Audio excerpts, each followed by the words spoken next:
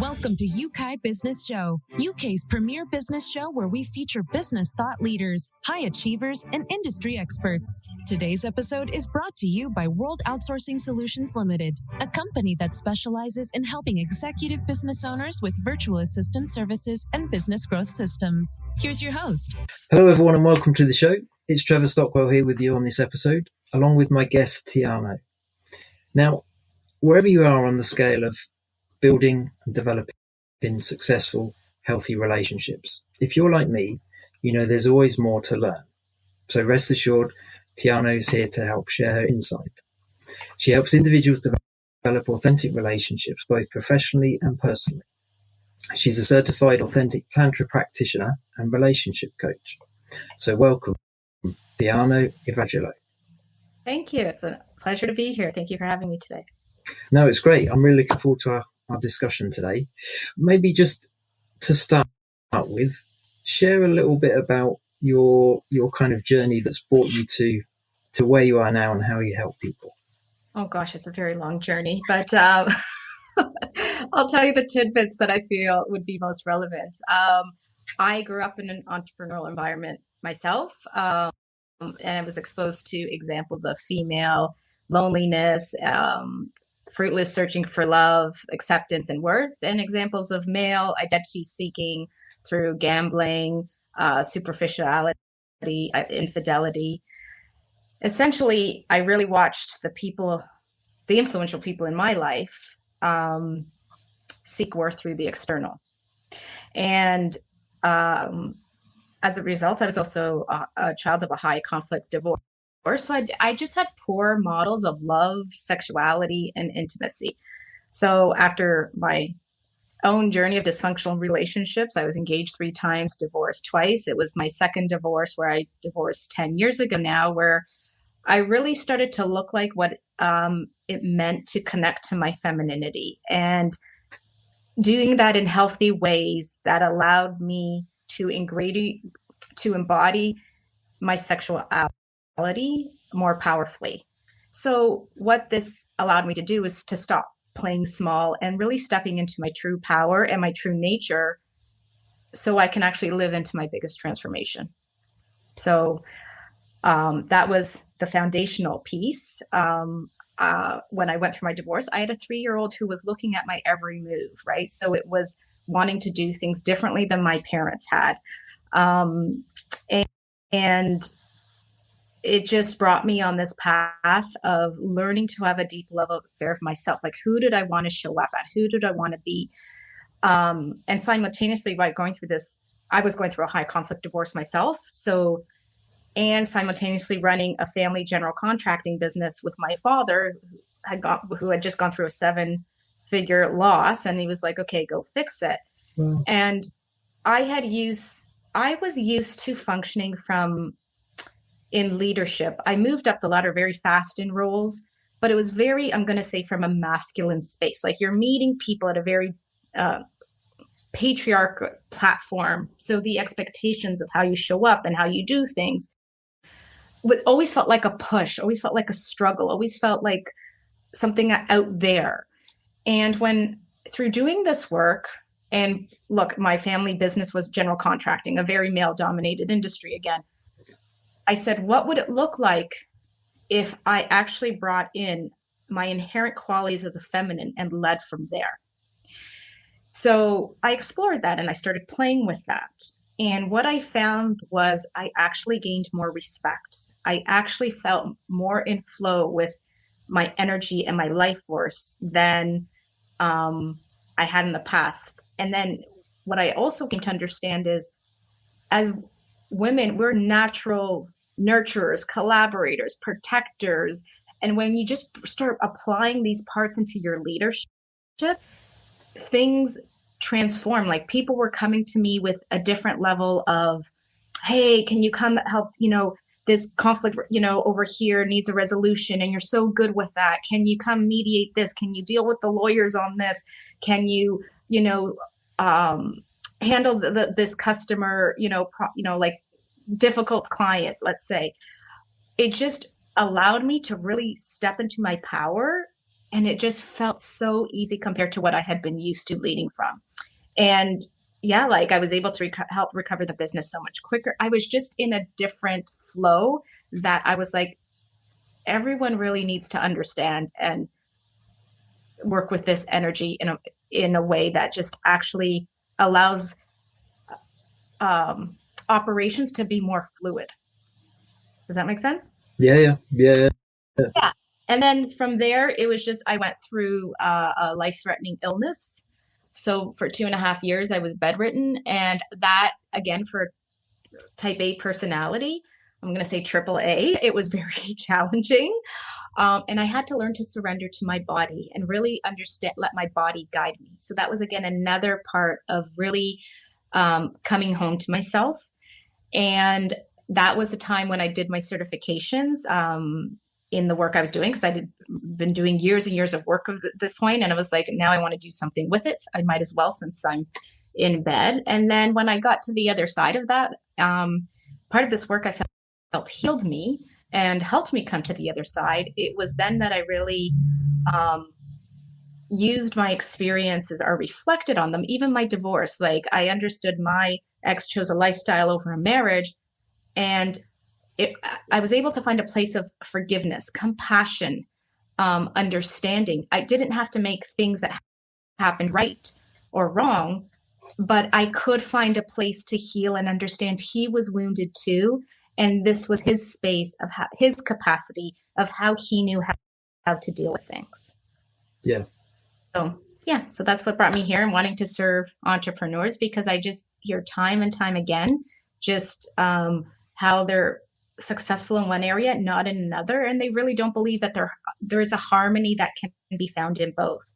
Or a lot of entrepreneurs who are very driven, like a lot of that is a stress response or a trauma response. Many don't even identify or know that. So when they just start slowing down to come into relationship of everything we're taught around power, money, sexuality, relationships as children is what plays out as adults. Yeah. So it's a matter of unwrapping and undoing to really discover what our true nature is that we really want to live into, and not feel lost in an identity that we feel so disconnected to. Yeah, absolutely. You've had a very bumpy journey, haven't you? But you've come out of it well in the sense that you've now got the perspective and the skills. You've been able to turn it around to help the people that you do to kind of navigate the pitfalls of relationships that are not ideal, or our self-perception of who we are and how we should be within the workplace, within our personal lives, kind of thing, any kind of relationships that we're in. Interesting. It's very interesting. So what would be, for people that are listening, where maybe for the first time they thought, actually, I can take the mask off. Theano's saying I should be my authentic self. That's where I'm the most powerful. What would be, that's kind of scary, I think, in lots of ways. We hide it because we don't want to get hurt, or in the past there's been rejection, or lots of different reasons for it. But what would be maybe some of the first steps to opening up to, I suppose, accepting who we are, or the way we would lead, the way we would interact with people? Well, here's what I say to clients I work with many times. It's like, we can only get intimate with another to the degree we can get intimate to ourselves, right? So it is essential that you start to understand, who am I? What are my desires? What do I like? What do I not like? How comfortable am I sharing that out loud? There's a vulnerability, a surrender. So it's learning to stretch our emotional capacity to go into these other parts of ourselves with greater confidence. And as entrepreneurs, I mentioned to you before, we have the emotional capacity. Like, we go through so many ups and downs in our businesses, right? Yeah. So it's a matter of like, the capacity is there because you demonstrate it time and time again. But now, how do we translate that into our personal lives, our personal experiences, our intimate experiences, so we can understand what is my own, what I work with people is like discovering their own intimacy code, right? Like it's like their own signature of expression. So the first steps is really, I always say, start having compassion, giving yourself permission, acknowledging that you do have the capacity in one area of your life, and you want to invite that and bring that to this other area of your life to now grow that garden the same way. Because I really do believe there is a harmony that can be found in having both healthy, thriving, powerful relationships and successful businesses. Yeah. It's finding that the true authenticity, isn't it, that you're on about not being frightened to be who we are, but also, I was going to say package, that's probably not the right phrase, but present who we are in a formal context where we need to within our businesses, whether we're leading teams or multiple organizations, whatever the scenario, but then also being vulnerable enough with the team, but also developing the right balance of being vulnerable when we get home as well, so that we're not amazing to all of our team and then an absolute ogre to our spouse. We want to live more into the wholeness of who we are in both areas. So bringing more of our I'm going to just say our intimate part to our work, and more of our, like, in the skills of our entrepreneur space home. So we're living in a more whole way instead of compartmentalizing. And that takes so much energy, right? So we want to stop leaking energy and really contain it and direct it. Like, is it directing you, or are you directing it? And this is something I deal with a lot of clients where they're like, I have this huge drive and my partner doesn't. And, I want to make the relationship work, but we're just in different places. Well, it's like we're not taught that we can actually have a relationship with this energy, right? Like, so it's like when I get excited, oh, I need to act on it. Well, you could, or you can acknowledge it. You can ride it. You can exist in the plateau of pleasure, and also direct it into your work, into your exercise, into your relationship. Live in that turn on and work with it, conduct it, rather than react to it. So it's always asking, are you directing it, or is it directing you? Right? Okay. Yeah. I'm pausing because I'm thinking. You got me thinking on that one. That's good. Is that too abstract for you? Sometimes I go way out there, so I just want to make sure I'm bringing it into a context that's relatable. I think it makes sense. Yeah, I'm thinking more.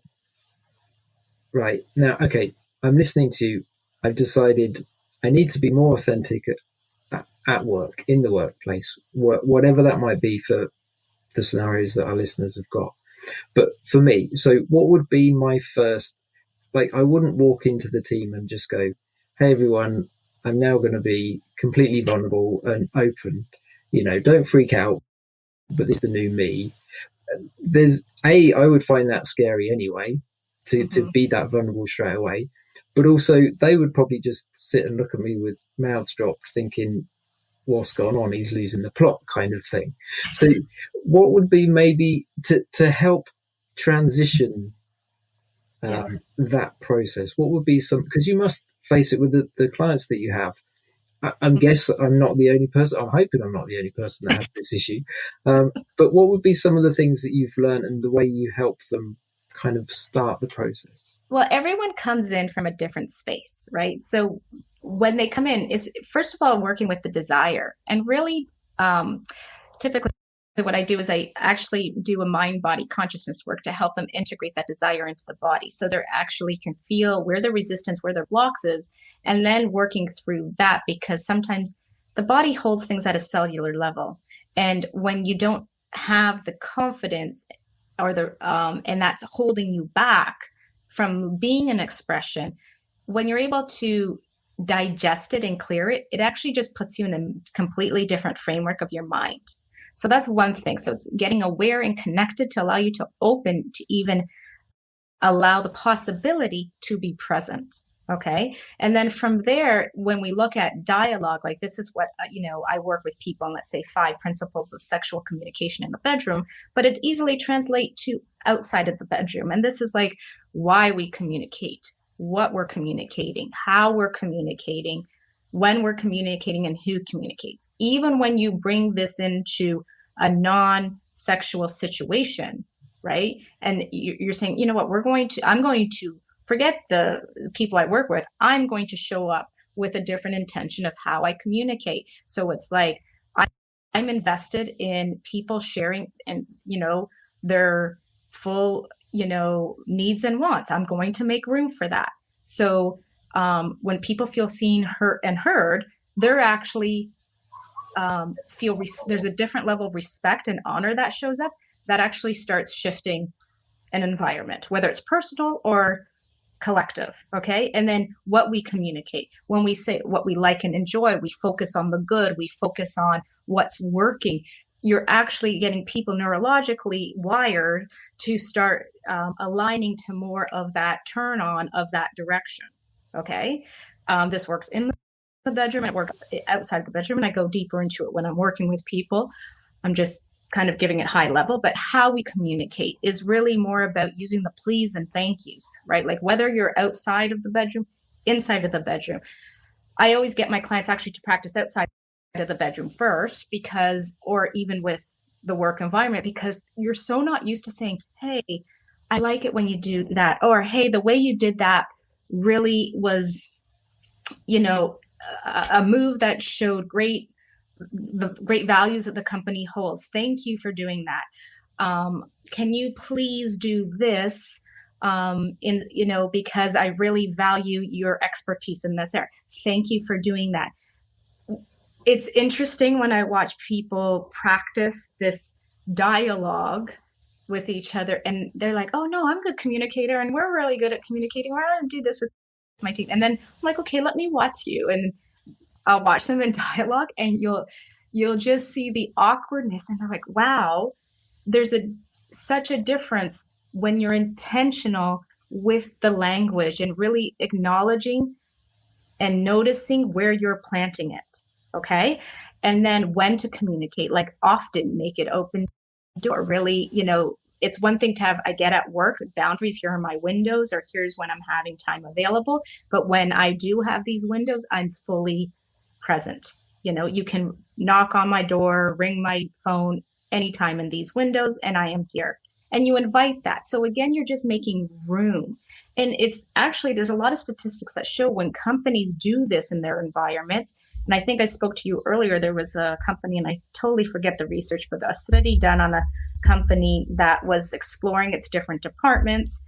And one of them actually, they were a 24-hour service company. So because people were all over the world, and like, we can never turn our phone off. Someone always has to be on, and we always have to be this. So they experimented with one department and said, you know what, how does everyone feel about having one night a week off, completely off? Everyone loved it. Everyone was on board.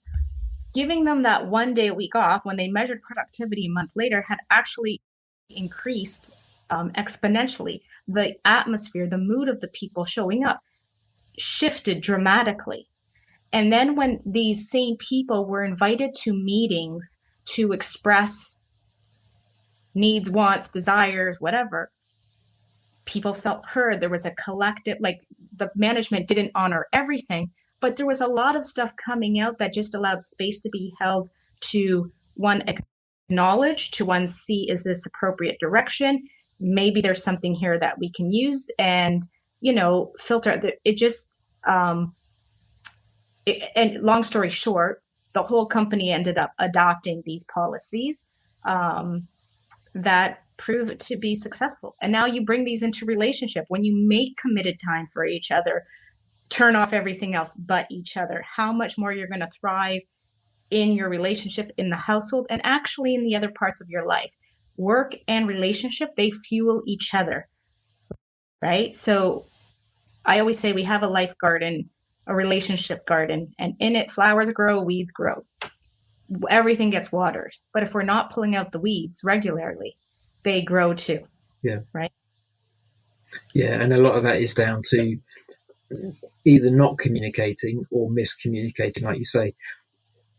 We want to be able to build relationships. From what I'm hearing you're saying, I would say we want to try and build relationships where there is that open dialogue about, it's not necessarily confrontation, although confrontation in a positive way done well is actually quite healthy. But just that open sort of channel of communication where, actually, can I just tell you that I need this, or somehow communicate what it is that you're struggling with, or you're maybe not understanding from the other person, but also wrapped up in the thank you, the acknowledgement, and the appreciation of valuing the person for who they are, everything that they offer. Like there's something else that I work with a lot is nonviolent communication, and I use it in relationships and business, but global leaders, very high conflict global parties actually use these principles themselves of nonviolent communication. And, you kind of touched on it when it's like you're really first observing the situation, like, oh, I notice ABC. And then it's like, acknowledge, I see that it makes you feel frustrated when that happens. Or I see that you get really shut down when someone shines, puts attention on this, or when I call it up. And then you say, it looks like you need, am I right to like, so it's like you observe, acknowledge, need, and then someone makes a request or you offer a request. May I? Or the person could say, I really need, like you could say, okay, now that I've addressed these, I need X or I need Y. And that just allows space for conversation now to open. So now it's like, well, hey, I've seen your need this. Maybe I can't do this, but I can do this. Does that work? And you're looking for the stepping stones and the strategies of where that middle ground is. Yeah. Right. And a lot of thing I use with people, and this is a tool I'll share with everyone here, and it's so easy, and it's called, it's like the 10 spot, your pleasure scale. Okay. So we always think of our pain, pain at 0 to 10. What is that? Well, let's change it and say the pleasure scale. Whatever you're doing, when moments in your day, when you just notice, oh, okay, like I'm doing this podcast now, and before I was sitting before we started, and I said, well, what would make this feel closer to a 10 for me? Like, I was like, okay, like it feels okay. I got a 7. But if I stand and I do different lighting and I close the door, that's going to feel really good to me. I'm like closer to a 10 now. So it's always in every moment, what brings me closer to my 10 spot? Like even, you're at work, or how you're communicating, or, hey, I'm always on the phone. Well, you know what? It'd feel really good if I had a headpiece instead of the phone, because I notice I'm getting this kink in my neck. You're doing these self-cares in attention. And when you start translating those even into the bedroom, like, oh, okay, you know what, maybe if I change the lighting or put on music or add some candles, like that's going to make me feel better when I'm with my partner. Yeah. It's the smallest things, but I always invite people every moment, find your 10 spot, check in on your 10 spot. That's really good. And I guess some of that is actually us stopping and defining what those pleasure points are. What is the scale that I would operate against? And I guess then discuss it with your partner, because if their scale is completely different to yours, then one of you may be really happy and the other one really sad. Well, that's an important thing that you're pointing there too, because when we talk about intimacy, and I mentioned to you how there's so many, different types of intimacy, like intellectual, physical, emotional, sexual, spiritual.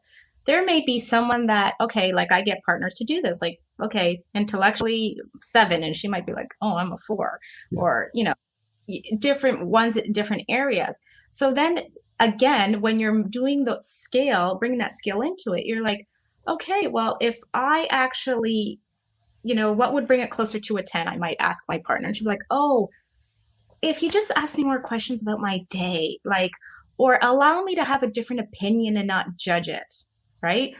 Be like, oh, I can do that. And I still, like, I go from a 7 now to a 10 because it feels good to do that. Like it's not a takeaway. It's like I get to contribute and then still add, even sexually. Like it's just a matter of like, okay, I this month you're asking me, I feel we're at a 7, and she feels like at a 10.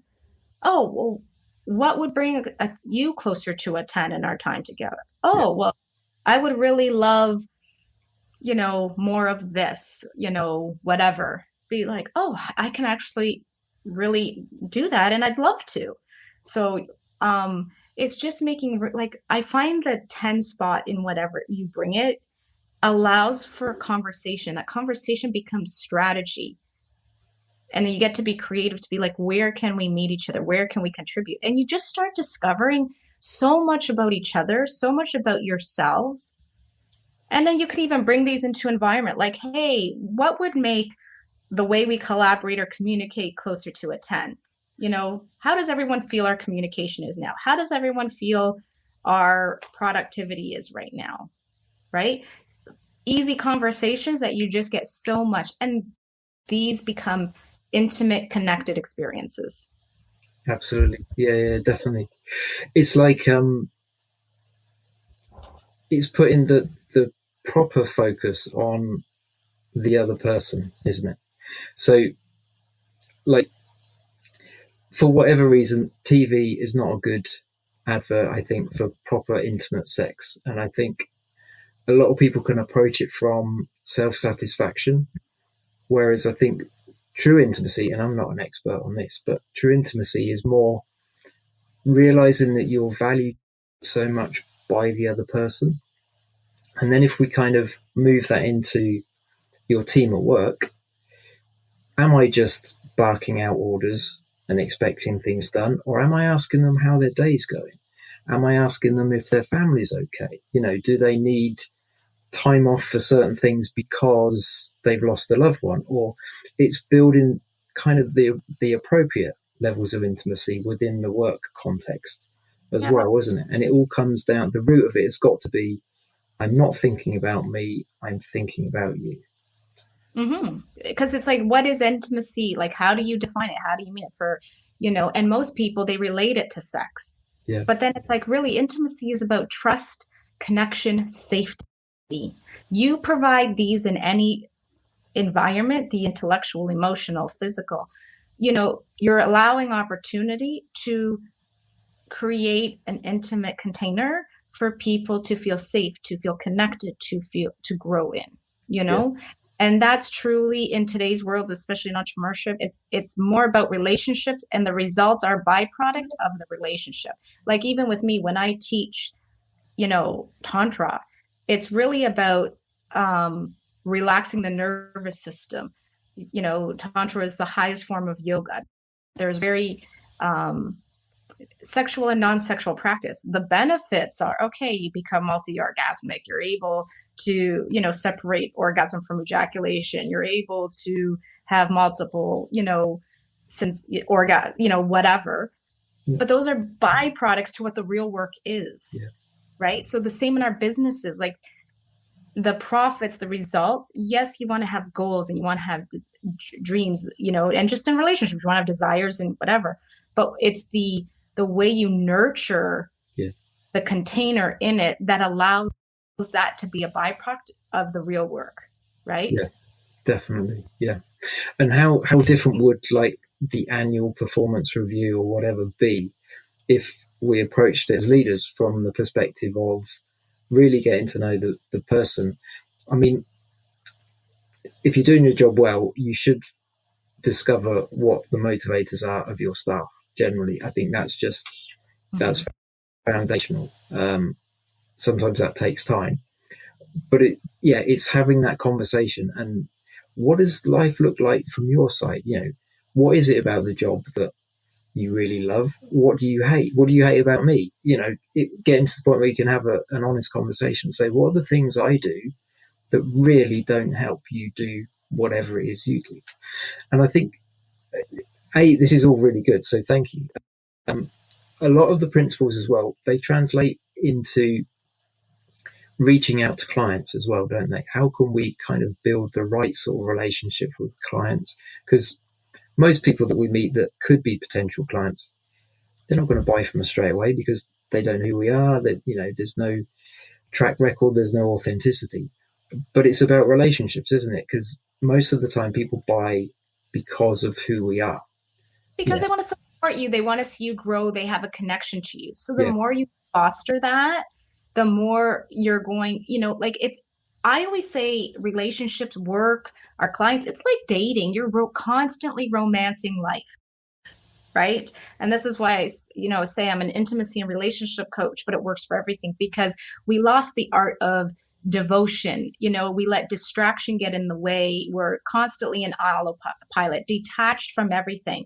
But when we come back to devotion, like that is where true liberation comes in. That's where we get turned on to life. And then when we look at every opportunity relationship as an opportunity to romance a moment, to allure, and, you know, and from a very genuine place, because it could come in a place from manipulation. A lot of people feel the power and feel their influence and use it to manipulate, but there is a responsibility around it when you actually use it for good and being like, I want to honestly connect. I want to honestly service people. I want to genuinely enrich people's lives with this product, service, or whatever.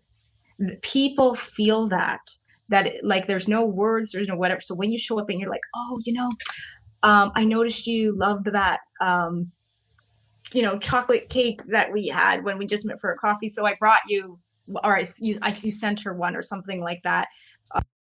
Or, you know, a guy, you know, has been dying to get, you know, this something little small for his kid, and you heard him say it in conversation and you did. You know how tenfold these people, when people feel appreciated or recognized, they show up tenfold. Yeah, absolutely. Right? Yeah. So you say it might cost you this, but the results you get out of it are huge. And when you're doing it constantly from a place of just genuine investment on, I'm going to say, your garden, your business is your garden. You're watering it, you're fertilizing it. These are the little pieces. You're the heartbeat of it all. When you say it like that. Yeah. The garden analogy is a really good picture that we can, use it to evaluate all the different areas that we have relationships, isn't it, really? Thank you for all of this. We are very near the end of our time together, but how can people best touch base with you? Because, you know, there's lots of things that you can help people with in business, in, you know, their home life as well. So what would be a good step for people to reach out to you? Thank you. My website, thetheano.com. So Thetheano.com, or my email. And I don't know if you posted under your podcast, but it's devotion@thetheano.com. And they can reach out and we can talk about just their intimate landscape and different ways I could support them. I do things at very different levels for individualized needs, because I think it is a very customized experience. Do you coach couples as well, or is it more the one-to-one? I do actually. I do individuals. I do groups. Actually, I'm getting a lot of requests of people wanting to do some group intimacy work, and couples as well. I work with them individually first, because I feel that they're pillars to the relationship, and then there's some pieces that need to be foundationally strengthened. Then you bring in the relationship, and then I end it like with a bespoke experience in Paris with some couples if they like to take it to that level, and it's hosted by a spiritual high priestess there that allows them to embody the work at a much deeper level, if that's something that they wish to dive into. There'll be a link to your site on the below wherever people click to listen to this, so they can then sort of explore further how best to kind of get help where they want to. But thank you for your time today. I feel I could easily spend the same amount of time again digging into lots of other areas that I haven't had a chance to chat to you about, really. But I appreciate everything that you've shared. You've kind of covered a very broad spectrum with a lot of your insights, so people can pick it up and use it in whatever place they're at the moment, whichever way they need it to develop and improve their relationship. So thank you for your time and for sharing, for being honest and vulnerable with us, and very open about partly your journey that got you to this, but also now how you've you've turned it around in a heroic way to help other people. So, yeah, thank you for sharing your time and your expertise. Thank you so much for having me here. It's been a pleasure. I appreciate it. No, you're welcome. Definitely. For everybody listening, it's a big topic, but there's no part of our lives where relationships don't have an impact and a bearing. And yeah, we can all get better. So take to heart the things that Theano's said. Contact her as well. Get in touch, see how she can help you further. Tell your friends. I'm sure we all have people with relationship issues that maybe won't talk to us, but talk to an independent third party that can help them. So for now, I will leave you to think about that, to put into practice the things that we've shared. Work out what your pleasure list is. Don't just focus on the pain points, but what are the pleasure points, amongst other things. But for now, we'll wrap this episode up. Thanks for joining us, and we will catch you on the next one. Thanks for now. Thank you for listening to Yeukai Business Show. We will be back to bring you more episodes with success stories and advice straight from the experts.